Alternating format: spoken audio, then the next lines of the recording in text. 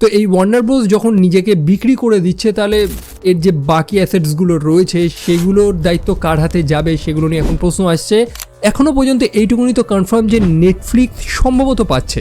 I mean ডিসির কি হবে? আমাদের ডিসি কিন্তু বিশ্বের টপ 3 এন্টারটেইনমেন্ট আইপি লাইব্রেরির মধ্যে পড়ছে, ঠিক আছে? মানে মার্ভেল, এমসিইউ, স্টার ওয়ার্স এই লিস্টে টপ 3-তে পড়ছে কিন্তু ডিসি। তো ডিসির সিনেমাগুলোর কি হবে? আর সবথেকে বড় কথা হচ্ছে ডিসির রিসেন্টলি এত চেঞ্জেস হয়েছে, মানে ডিসির একটা কমপ্লিট রিবুট হচ্ছে। আমরা দেখলাম নতুন করে জেমস গান একটা ইউনিভার্স বানাচ্ছে, ডিসির নতুন ইউনিভার্স। সেটার কি হবে এবং নতুন কি কিছু আমরা দেখতে পারবো? লাইক জ্যাক স্নাইডার কি আবার ফিরে আসবে?